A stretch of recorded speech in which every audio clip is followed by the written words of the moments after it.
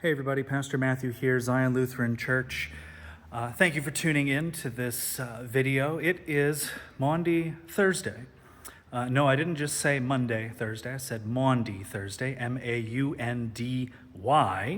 Thursday.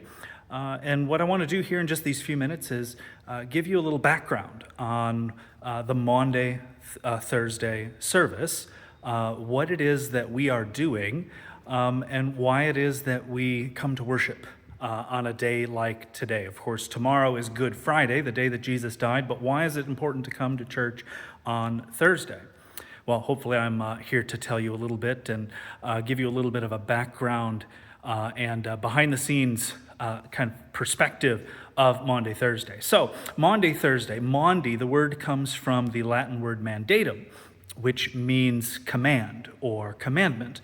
And it is referring to Jesus making and giving his disciples a new commandment to love one another as he has loved them, commanding us to love one another as he has loved us. And the stories that we hear on Maundy Thursday represent that love that he is showing us. And so we will do a couple of readings from the Gospel of John, particularly in our worship service here at Zion. And we'll start with Jesus welcoming in his disciples as they come in to celebrate the Passover meal. And before they go into that meal, Jesus is going to be stooping down to the ground. He is going to be taking a wash basin and a cloth, and he is going to be washing his disciples' feet.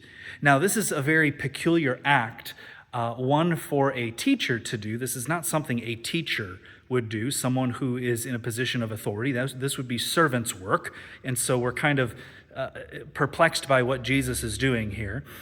Second, basically before the disciples come to such a meal like this, they would have bathed already. This is an important meal in the life of a Jew, and so before they come to celebrate this meal, they would have already bathed. And so for the most part, they would be clean.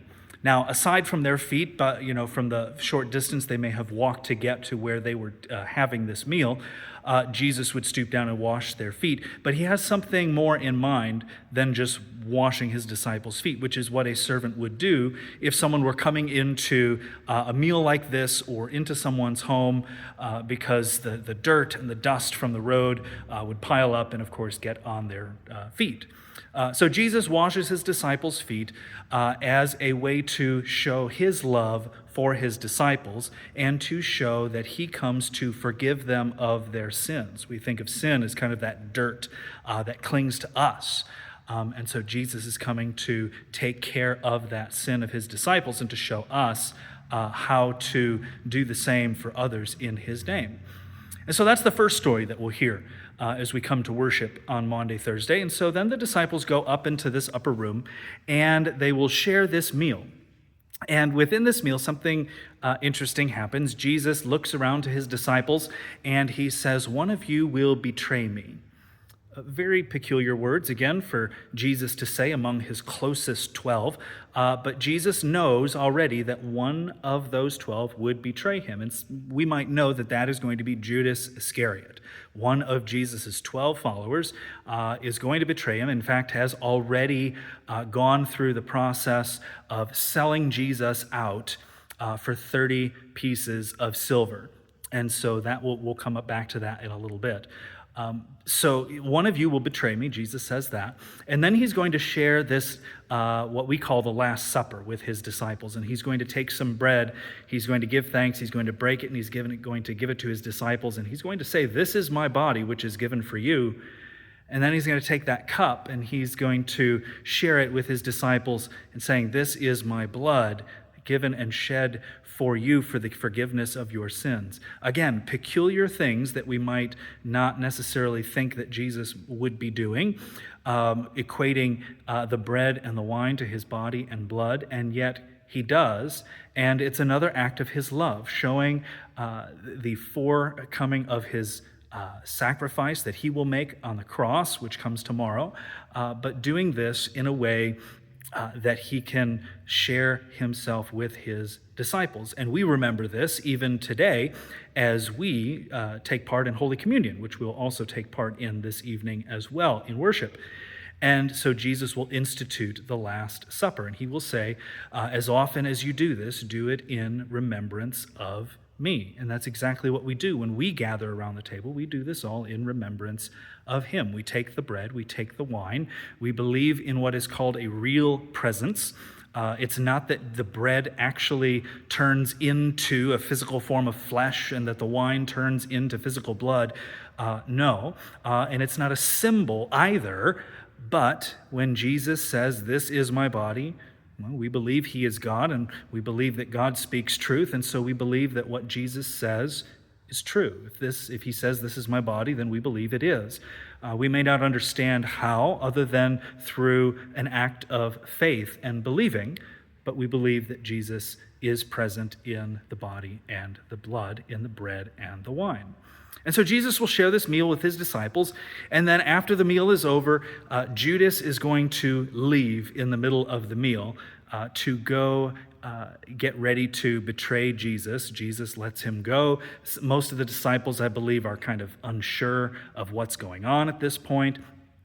But the rest of the disciples and Jesus are going to get up and they're going to go out to what's called the Garden of Gethsemane. And that is a place just outside the city of Jerusalem. And Jesus is going to go there to pray. And one of the readings that we're going to hear before Jesus gets to that point of prayer is he's going to be talking to his disciples. And he's going to say, "Don't let your hearts be troubled." Because they're, of course, wondering what is all happening at this point. And he wants them to understand the significance of what's going on. And so he's going to say, "Do not let your hearts be troubled. You believe in God, believe also in me. I am going, he's going to be going away. And he says, I go to prepare a place for you. And if I go to prepare a place for you, I will certainly come back and take you to myself." And one of his disciples, I believe it's Thomas, says, "Jesus, we don't even know where you are going. So how are we going to know the way to follow you?" And Jesus says, "Well, you know me. I am the way, the truth, and the life. Whoever comes to the Father must go through me." I may not be getting that exactly right. But Jesus is the way to the Father.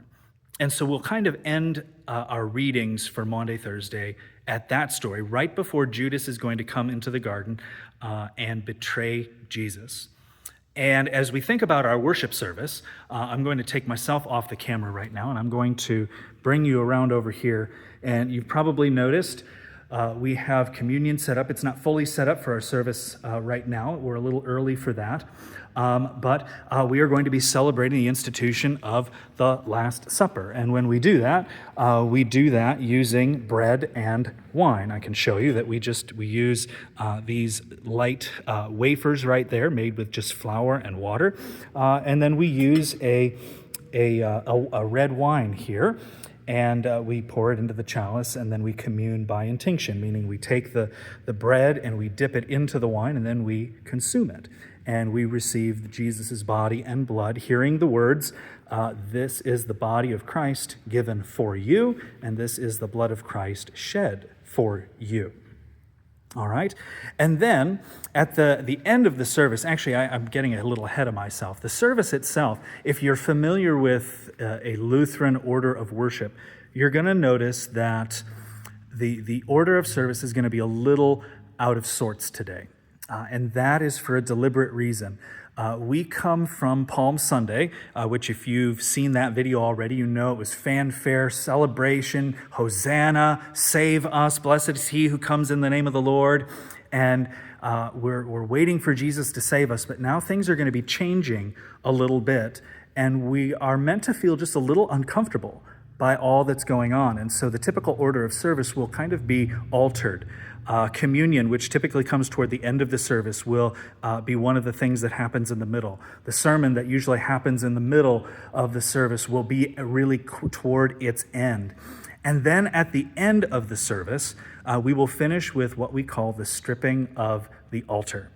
And the stripping of the altar is a very, very meaningful bit of worship as we hear the words read of Psalm 22. And basically what's going to happen is we are going to be taking all of the furnishings off the altar, and that includes the freestanding altar back here too. We'll take that purple thing, which we call a parament. We'll take that off.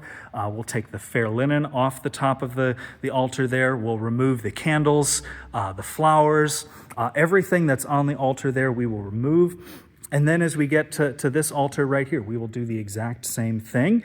We'll remove the paraments off the lectern over there where the Bible is, and the pulpit up there. There's another parament hanging off of that. We'll remove that too. And as we remove these items, some of them are actually going to be recessed down the center aisle, almost as if we are watching Jesus go forth for us to be our sacrifice. And that's going to lead us into tomorrow's service, Good Friday. One thing I want you to notice about this piece of cloth right here, this is called a fair linen. I mentioned that to the one on the back altar, but I want you to notice something about it. It's plain white, but you'll notice that there are some embroidered crosses on them. You'll see two right here at the bottom of your screen, one in the middle, and then there's two on the other side there as well. These crosses will represent the wounds of Christ on the cross. And we're getting a little ahead of ourselves, but I wanted to make mention of that here. And so we remember that he would have a nail in each of his hands, so that's two. There will be one nail through both of his feet, and so that's the other two on the other side. And you would think that's it, except at the end of the crucifixion, to make sure that Jesus was dead, they pierced him one more time with a spear in his side. And out came water and blood. And that's represented by the final cross on this fair linen. And so I just wanted to make mention and show that to you in case you might wonder what those crosses were for, why there were 5. It does have a meaning, and that's the meaning right there. And so if you come to worship tonight, you will notice a lot of these things that are going to be different in how the service is going to go. But we are following Jesus on his path to the cross. And so we will be joining him for his Last Supper tonight. And then we will conclude with the stripping of the altar. And that will lead us into our Good Friday service, which will be tomorrow night at 7. So I know this is a little bit into the early evening, but I hope you will join us at 7 o'clock tonight. Again, 7 o'clock tomorrow. And then we have our resurrection walk at South Park at 10 a.m. on Saturday. And then our 2 Easter services, 8 and 10:30, both here. So please journey with us through this very holy time, and I look forward to seeing you, but I pray you God's blessings as you go into the end of this Holy Week and as we follow Jesus on his path to the cross. God's peace to you for now, and we'll pick up another video showing you a little bit more behind the scenes of Good Friday later on tonight or tomorrow. So God's peace.